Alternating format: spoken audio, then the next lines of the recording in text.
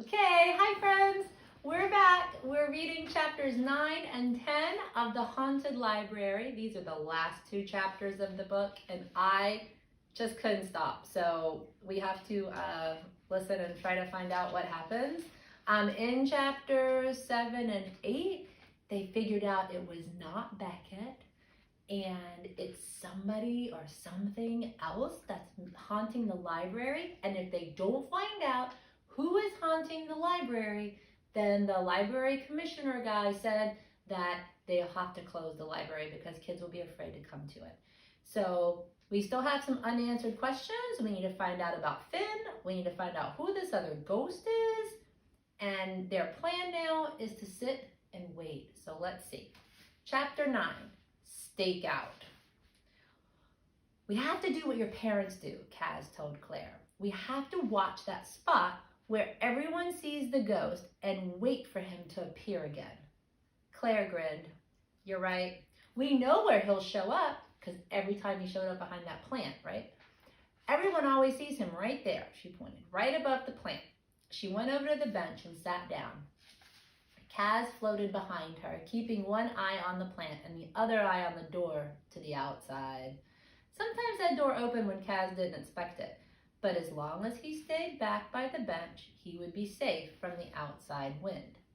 They watched and they waited, but nothing happened. Claire opened her bag and pulled out a shiny red ball. Kaz stared at it as she put it to her mouth and took a bite out of it. You want some? She asked between bites as she held the object out to him. What is it? Kaz asked. An apple? Haven't you ever tasted an apple before? Kaz had never tasted anything before. Ghosts don't eat. How can you throw up if you don't eat? Claire asked.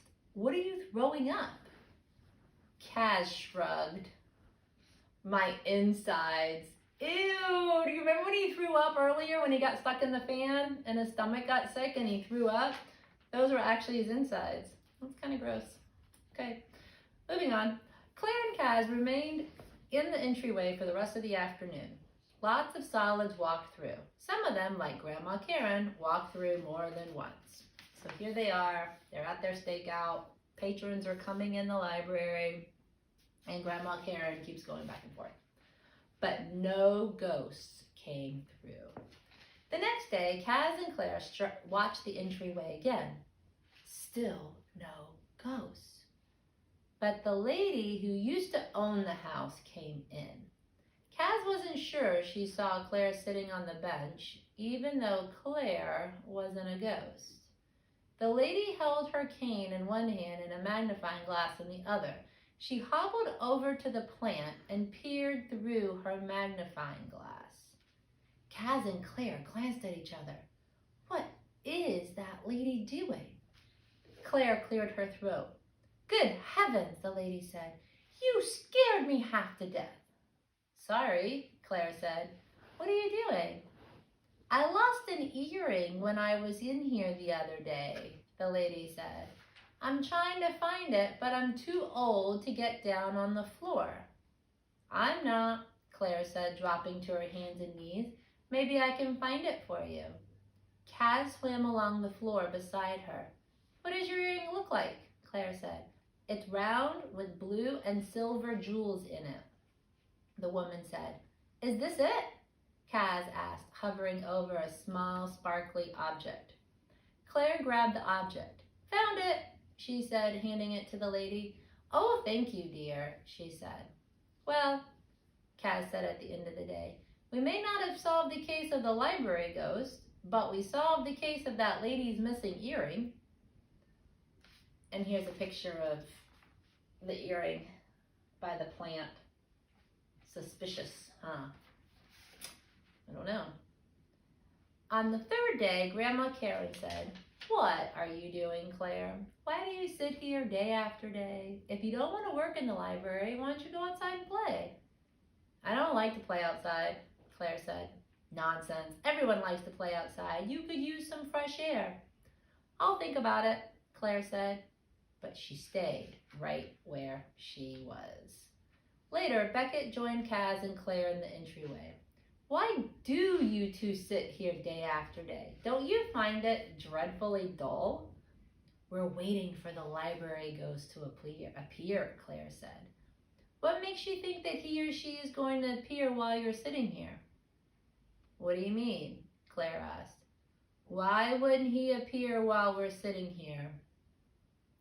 Because the ghost probably isn't a real ghost like Kaz and me, Beckett said. It's probably a solid pretending to be a ghost.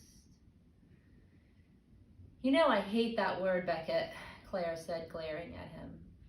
Wait, Claire, Kaz said. Beckett could be right. What if the ghost isn't really a ghost? Claire thought about it. Then he won't come out while I'm sitting here, she said finally, because he won't want me to see him. He won't want me to know he's not a real ghost. Right, said Kaz. We have to hide, Claire said, glancing all around, her eyes fixing on something at the top of the stairs. And I know the perfect hiding place. Follow me. Kaz followed Claire as she raced up the stairs. She went to the cabinet at the top of the stairs and flung open the doors. The cabinet was mostly empty, except for a couple blankets on the floor. I hide in here sometimes when I want to spy on my parents, Claire said. But I'm not sure it's big enough to hold both of us. Sure it is, said Kaz. I can shrink, remember? He sucked his body in and shrunk down, down, down, until he was small enough to float in a corner of the cabinet. Claire grinned. It is so cool that you can do that. She tossed her green bag into the cabinet and then crawled in after it. She closed the doors, but the cabinet wasn't dark. Little circles of light shined in through several holes in the back of the cabinet. Look, you can see the whole entryway if you look through one of these, Claire said, pressing her eye against one of the holes. Did you put these holes in here? Kaz asked as he looked through another hole. Me? No, Claire said, but they're good for spying, aren't they? I bet whoever put them in here was a detective like us. Maybe this was their secret hideout. Could be, Kaz said. Kaz and Claire watched and waited and waited. Some more. Claire shifted position. This is starting to get boring, she said after a while. Good thing I've got stuff to do in here. She opened up a bag and pulled out a strange object. What's that? Kaz asked. It's a flashlight, Claire said. She pushed a button on the side of the object and light poured out of it. Kaz squinted against the brightness. What do you do with it? Lots of things, Claire said. Mostly you use it to light up dark places like this. Kaz peered into her green bag. Is there anything you don't carry in there? Claire laughed. This is my detective bag. A good detective is prepared for everything. Let me show you what else I can do with a flashlight.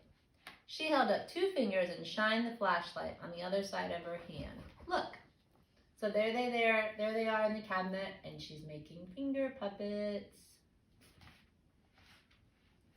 Kaz saw a circle of light shining on the wall of the cabinet, but in the center of the circle was a dark shape that looked like a bouncing rabbit. It's my shadow, Claire said. I can make an alligator too, and she changed the position of her hands. What's an alligator? Kaz asked. He'd never seen a figure like the one Claire projected onto the cabinet wall. It's a reptile that lives in Florida, Claire explained. Kaz didn't know what Florida was either. And here's a horse, Claire said. It's all in how you hold your hand. Kaz was fascinated. Do you want to try? Claire asked. Hold your hand like this and you can make a horse. Kaz bent his fingers like Claire and tipped his wrist back. Claire shined the light on his hand, but no shadow appeared. Oh, Claire said, disappointed. Ghosts don't have shadows. I should have known that. She pulled out her book and wrote it down. Oh well, Kaz shrugged. He still enjoyed watching Claire make animal shadows with her hand, even if he couldn't do it too. Claire shifted position again. "Oh, my legs are getting sore," she said, switching off the flashlight. "I don't think the library ghost is going to show up tonight either. Maybe we should just give up." But just as she said that, the lights in the library went out, and Kaz and Claire heard that same ghostly "ooh." They each peered through the holes in the cabinet and saw a figure dart across the dark entryway below them. Chapter 10, Partners. This is it, boys and girls. It's the last chapter of the book. We're going to find out all the answers to our questions. I can't wait. Okay, here we go. Claire grabbed the flashlight, which was still switched off. She flung open the cabinet and tore down the stairs in the darkness. Kaz swam behind her. Beckett hovered over the door to the outside. He wasn't glowing, so Kaz and Claire could see him, but no one else in the library could. Another ghost appeared above the plant, the same place Kaz, Claire, and Beckett had seen it before, except up close, it didn't look like much of a ghost. It looked like a cloud of white fog. A dark, solid figure tiptoed away from the ghost toward Kaz and Claire. "Aha! Caught you!" Claire said. She switched on her flashlight, and a bright light shined on Claire's grandma. Da da da. What? "I knew it," Beckett said in a bored voice. "A solid pretending to be a ghost." At that exact moment, a small, solid boy cried from the children's room, "Ghost! I see the library ghost!" He pointed to the fog behind Grandma Karen and Claire. Grandma Karen turned. She put her hands out to her cheeks. "I see it too," she said as several other solids came running. But she was only pretending. There was no ghost. Kaz and Claire knew this, even if the other solids didn't. Grandma Karen shook her head at Claire and put her finger to her lips. The foggy ghost disappeared. "Where did he go?" asked the solid boy in a red shirt. He stomped his foot. "Why does the ghost always disappear before I get to see him?" "I don't think the ghost wants too many people to see him," Grandma Karen said. She opened the door under the stairs and flipped a switch. The entry grew bright again. "Maybe we'll get to see the ghost the next time we're at the library," said a solid girl as she and her mom headed for the door. "Grandma," Claire said once everyone left the library, "you're the ghost." Grandma Karen blushed. "Yes," she admitted, "I am." "But why?" Claire asked. "Why are you pretending to be a ghost? And how? How did you make the ghost appear? How did you make it wail? How did you make all the lights go out? How do you do it all at the same time?" "Oh my, so many questions," Grandma Karen said. "I'll answer your questions if you promise not to tell anyone what I'm about to tell you. Do you promise?" Claire nodded. "Okay," Grandma Karen said, leading Claire over to the plant. "First, there's a fog machine hidden in that pot. That's why I didn't like you poking around there the other day." She pushed some of the dirt aside until a red button appeared. "Here's the button to turn it on." Claire pushed the button and the ghost rose up over the plant again. "What about the lights and the sound?" Claire asked. How did you make all the lights go out, and why and how did you make the ghost sound? Grandma Karen led Claire to her desk in the children's room.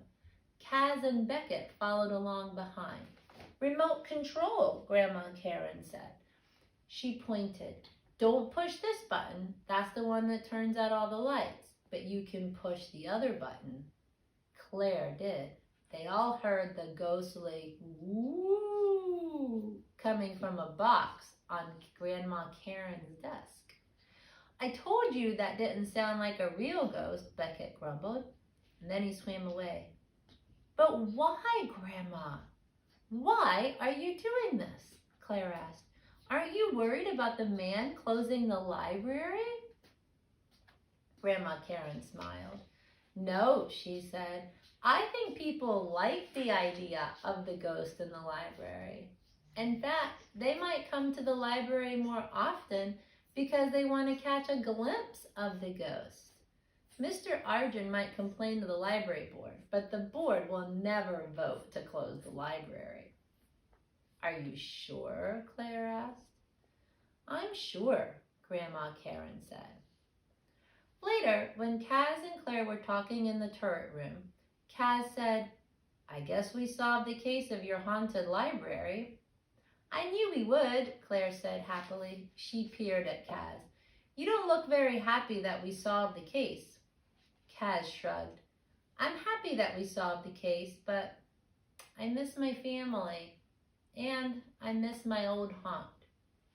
Well, you can stay here in the library as long as you want, Claire said. Maybe the library can be your new haunt. Maybe, Kaz said, and thank you. That's very nice of you, but I wonder if I'll ever see my family again. Claire rocked back and forth in the rocker. I was thinking about that, she said. You were? Yes. Well, about that and about how we solved the case of the library ghost. Claire stopped rocking and turned to Kaz. I think you and I should start our own detective agency. It would be like my mom and dad's, except we'd solve ghost cases. We could call ourselves C&K Ghost Detectives for Claire and Kaz. What do you think? She looked really excited about the idea. But your parents said you're too young to be a detective, Kaz said. I'm not too young, Claire said, and neither are you. Think about it. If we become ghost detectives, we could find your family. Really? Kaz brightened at the thought. In fact, he almost glowed. Yes, if someone has a ghost in their house, they'll call us and then we can find out if it's someone from your family. Kaz liked that idea. He liked it a lot. For sure, we'll make a ton of money, Claire said. Money? What's that? Kaz asked. You don't know what money is? Claire gaped at him. No. Claire laughed. You have a lot to learn about the world outside your old haunt, Kaz. But don't worry, I'll teach you everything you need to know. Claire held out her hand. Partners? She asked. Kaz rested his ghostly hand right next to Claire's solid hand. Friends, he said. And that is the end of the first book in the Haunted Library series. So, I hope you like this. And you can also look online to see if we have the ebook for the next few books in the series. All right, guys. Bye until next time.